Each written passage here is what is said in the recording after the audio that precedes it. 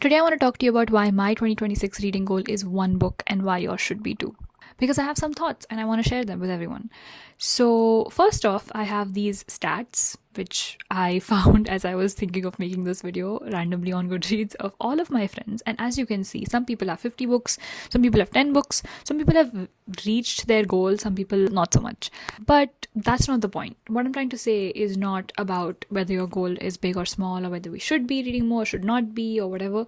It's about the fact that we care too much about this metric. It's fun, it's nice, it is genuinely really fun. I genuinely love looking back at whatever I read this year. I love looking back at my goals. I love looking back. I love to see how much I achieved. I love to see if I pushed myself this year. But is this really the metric to decide if we pushed ourselves? If we read better this year?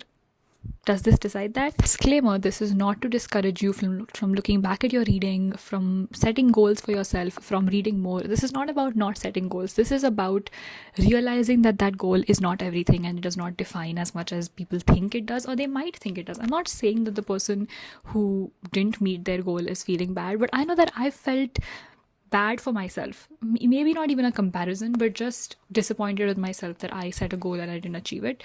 Which is why I'm saying maybe in other ways I achieved more than I thought I did, but I didn't actually pay attention to it because it wasn't documented. So I want to set a few new metrics today. But first, let's talk about why this is unrealistic in general. First off, you are not Jack Edwards. This is the most important thing people need to understand. If you decided to get back into reading because you watched booktubers, especially big ones, and they're reading 100, 200 books a year, and you're not, and you're barely scraping through 10, 15, 30, 50 books a year, it's okay, because his whole job, his whole career right now is based on books and reading and writing. And of course, he's really busy and he has his own thing, but he definitely has more time to afford to read than an average 9 to 5er or someone like me who goes to college. Even me, actually, I have a lot of time on my hands because I just have lectures and seminars and I have so much more time, which is why I want to read a lot more. But you may not be somebody who has that much time, or you may have a part-time job side by side with doing it, etc., etc. You know what I'm saying. The point is that this is a big part of his career. He's making money out of this. This is not just a hobby, it's a lot more, which justifies him reading so much. And I'm not saying it's bad at all. Please aim to read 100 books. I'm so happy for him that he's reading as much as he is. So happy for him that he's living the life that he's living. And I love seeing him all everywhere. But I also want to state that we are not that. The average person, the average reader will not have that much time on their hands. So don't compare yourself to him and don't expect to read that many books, and don't set those goals for yourself because you know it's not going to happen. Next most important thing, which I keep hearing people say, is the last time they read this much was in high school. The last time they used to read was in high school. That's because, yeah, the last time you actually read as much as you did in high school was in high school. Since then, you haven't, because you haven't had the time or no one's been sitting on your head. The point is, you need to stop overestimating yourself and setting those goals, which are just going to make you feel disappointed.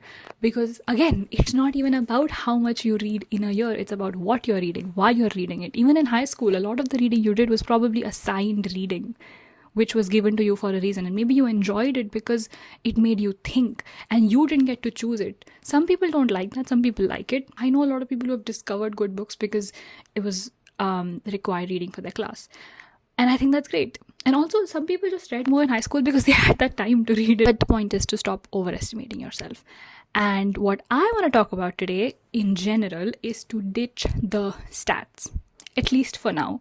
And again, a slight disclaimer here that I am all for gamifying reading. I'm probably going to make another video about it because I love the idea of that. And I love that you can set a goal for yourself and you can achieve it. I love the feeling of marking a book as read in my Goodreads. It genuinely feels really nice. But again, is that the main thing of why I'm reading the book? No, right? We're not reading because we wanted to mark it off a checklist. We're reading because we want to read. 3 things I want to talk about today. 1, engagement over numbers. Second is reading with intention, and then reiterating intention matters. So the idea of the whole thing is to move the focus away from reading more to reading well. This is in no way intended to say that you should scrap the whole thing altogether or it's all bullshit. I'm not saying that. I'm saying that it's not the biggest metric there is. Again, I'm emphasizing on this because I don't want people to come for me because I still do have a goal. And I still really enjoy it, and I know all of us do. But I think recently there is a pressure in reading, and we need to move away from the pressure and just read for pleasure again, which is the point of this video and the point of this channel. So yeah, starting with engagement over numbers. It's never about how much you're reading, and it's always about how deeply you're doing it.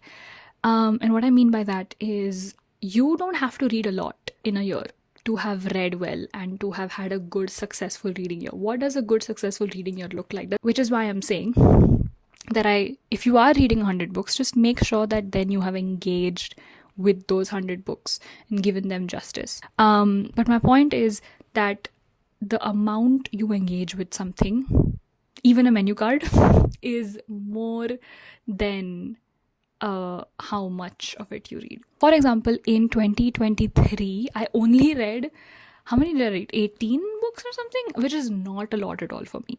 But that year, in the summer, I read one of the biggest books, if not, no, definitely the biggest book I've ever read in my life, which is one of my favorite books ever. Let me just show you, which is A Suitable Boy by Vikram Seth. This is a huge book. This is a huge book. This book is 1,474 pages long. Only that much of this book is 100 pages, and you still have all of this to read. And you have 365 years, which means that if I only read this one book, or if someone read just this one book in their whole year, I wouldn't say they don't read, because this is a lot of reading for a year. Some people's full year's worth of pages is in this one book. And I remember when I read this book in that summer, I was in the flow state. I was in that zone that we used to be when we were kids, when we used to read books, and we used to just be immersed in the book. That's how I felt reading this book. I read this book like I was living it. I read this book in a trance, and I enjoyed every second of it, which is why I knew this is why I picked this up, because no one would dare pick up such a huge book, but I knew I would enjoy it that much. And yeah, so it's not about how much you read, it's about the book itself and how much you're going to engage with it and how much you love it. And if you had a good successful reading year, might just be based on how much you enjoyed the books you read. You might have read 3 books, but maybe they were like your favorites of all time and you reread them and you had a great time. It doesn't matter. So these are the things you need to decide for yourself this year. Instead of setting just a goal of how many books, maybe set a goal of the particular books you want to read and make sure that you read those books and you'll be happy with that, which is again a video I'm going to make. But that's not like a novel idea. I mean, none of these are a novel idea. These are just me. This is just me reiterating these ideas all in one place because I really want to say them. And I'm sure a lot of people agree with me. So moving on to intention. This is so important. Please, let's focus on this. This is so important. The whole point of all of this, let's be honest, we are materialistic. We do care about what people think about us. We do care about seeming intellectual, or, we understand. We know that if we read certain things or if we know certain things, we will seem smarter. And yes, I'm not saying that if you have read the Booker Prize shortlist, you don't seem smarter. You do, and you probably are smarter for reading them. But are you reading them because you want to read them because they're on the Booker Prize list, or are you reading them because you want to read them because they're on the Booker Prize list and you want to see what new innovative authors are doing, why they're on the list in the first place? Do you know what the list is? Do you know why it's there? Do you know what these authors are doing? Do you know why it's elected? These are the things. That's the real intention behind reading the book. Are you reading it because you want other people to see you are reading this? Or are you reading it because you are genuinely interested and you want to know what's up with the list? And when you look into that is when you realize, am I reading because I want to do something, or am I just worried about what other people think of me? And that's very important. So yes, you will seem smart, but you know what? You know what? You can read so much about a topic that you actually genuinely care about. It'll be amazing. Trust me, your best party trick is to know an obscene amount about a very niche topic. That'll You're set for life. That's what you need to do. You can switch gears to reading things that you actually care about. There are so many topics. I'm sure you love so many things in your life which are not reading related, but you can read more about them. Yeah, just read things you want to read, man. Don't read them because you want someone else to see you're reading them, whether it's in a cafe, whether it's on Goodreads, whether it's in general. Just read, have fun, try new things, and just ask yourself, am I reading this because I want to, or because I want to finish a goal? So regarding this, I have a little homework for everyone. This is something that I was just thinking about while I was thinking of making this video. You go to your local library, your kid's shelf, go to your dad's desk, like office desk, I don't know, your mom's old bookshelves, I don't know, your sister's, whatever. Just go anywhere where there's a bunch of books, you don't know what they are. Pick up the book that calls out to you. Pick it up, read the first line, first paragraph, see if you want to read it, and read it. Don't read the blurbs, don't read the summary, just read it. The reason I'm saying this is because you will surprise yourself with the books that you actually end up enjoying, and you will read so diversely if you do this, especially in a library, of course, because I used to do this when I was 12 years old. The interesting thing is, it's not just about the fact that I ended up reading more diversely, it's about the fact that I ended up reading things I still remember because maybe partly it's because those are things which I wouldn't pick up myself, so I remember enjoying things and that stuck with me. I remember enjoying plots or tropes which I wouldn't like, or maybe it was my age, I don't know, but I think it works. I genuinely think it works, because I did it last year in 2024 again. I tried this myself with my university's library and I loved it, and I was reading books that I just didn't think about it. I just picked up books and I read them, and it was amazing. It was amazing, because I didn't think, I was just reading, and it felt like I was reading for pleasure. And I actually remember those books the most from all the books I read last year, because off the top of my mind, because those books I didn't know anything about, and all my notions of the book is of reading the book. So I remember reading the book a lot more, which may not be, again, within engagement, that may not be the best way to gauge if you enjoyed a book or if you engaged with it the most, because I don't know if remembering the book really counts for anything.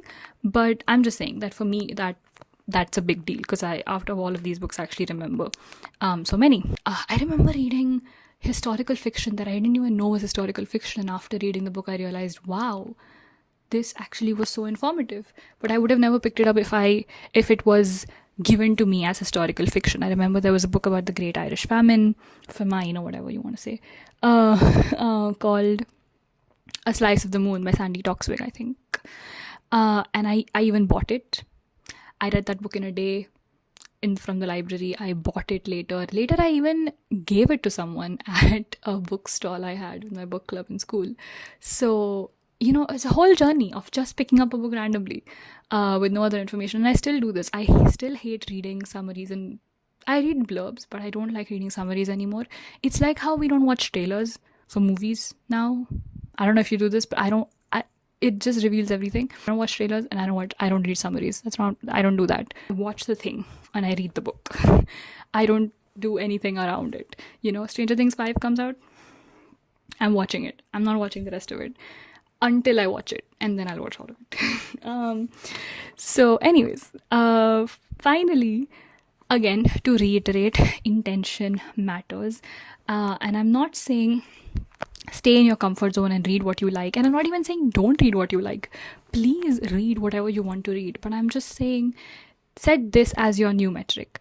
If anything, set your new metric as challenging yourself. How much did you challenge yourself? Did you read any new genres this time, or did you end up finally reading that book you've wanted to read for years? That's still a goal. That's still an aim that you are pushing yourself with. But it's not just about the numbers, because the numbers are they're not enough. They don't say anything. They're quite hollow in a lot of ways. Apart from, yes, it's fun to just see, but what more? What else? there's so many different kinds of books out there which will definitely align with you in one way or another. So just give them a shot and let me know how it goes, you know? It's like, why are we all reading the thin books at the end of the year to finish our reading goal? Why are we relating over reading thinner books at the end of the year to finish our goal? Even though I know there's a charm to it, there's a feeling to it, I agree, I get it, but you know what I'm trying to say. I think you get what I'm trying to say with this. So my Goodreads goal for this year is 12 books. I lied, it's not a book. I was genuinely going to set it to one book this year, but then I thought about how nice it feels to put each book and see your goal go up. And I do think, again, like I keep saying, there is some merit in setting up goals for yourself and seeing how the tracker moves, seeing the tracker move. So it's nice. It does feel good. So I set it to 12 books. I read one book per month because I know I will definitely read one book per month. That's a goal that's less than my average reading. I know I will hit this goal even if I just read all my coursework. So I know that this is definitely a goal I will achieve. And for some people, that might be one book, because for some people, reading 10 books a year at your stage, at a stage, reading 10 books is your like lot of books, because you may not have the time, or you may just be getting into reading or getting back into reading, whatever. So for you, it could be one book, it could be two books, it could be three, it could be arbitrary. Keep it at 100. The point is, keep it at 100, 200, 10, 5, 6, 25, 11, 37, 59. I don't care. The point is, the goal doesn't matter as much as we think it does. You can keep it anything. It's indifference. It's not that you don't care about, it's not that it's bad, it's that we need to be more indifferent to it. Set it as 100 and read just 10, and don't care. That's what I'm saying. Don't care about your goals. Don't care about what you did, what you couldn't achieve, what you couldn't do. Think about what you're going to do, what you did do. Think about what you did achieve. And that's the vibe we want to carry into 2026 with us. And yeah, also these are my few, just for reference, just for my few of my goals from before and from the past few years. And I have not read a lot for my own liking at all, which is why I was so happy in 2025 when I set it to 30 books and I passed that goal. It was so nice to reach 30. Like halfway through the year, I reached 30. No, halfway through the year, I had already crossed my goal for the whole year of 2024, because then I only read 22 books. So by June, I had already passed 22 books. And I felt so happy about that. And then I passed 30, and then I read 36, which doesn't seem like a lot, but for some people it may be a lot. For some people it may be nothing. I don't know. It doesn't matter. The point is, it doesn't matter. It doesn't mean anything. What matters is what I read. So, and how much I enjoyed, what I liked. I hope that this inspired you in one way or another, or I hope that this made you think, or it resonated with you in one way or another. And if it did, then do consider subscribing to my channel, because I do have more thoughts to share and more books to talk about. Definitely gonna do a rereading video vlog of this. It's gonna be amazing. It's gonna be amazing because I love this book. So yeah, comment down below what your Goodreads goal is for this year. And let me know if you disagree with me. Please let me know if you disagree. Again, like I said, I know none of these ideas are really like crazy, but I was just thinking about the pressure of reading on the internet, because now that I have decided to start a booktube, I don't want to feel the pressure of having at least 7-8 books to talk about every month for a wrap up. Why? I don't want that pressure in life. So these are just a few thoughts going around in my mind, and I thought I would share it with you guys. Thank you for watching this video, and I will see you guys soon. Bye.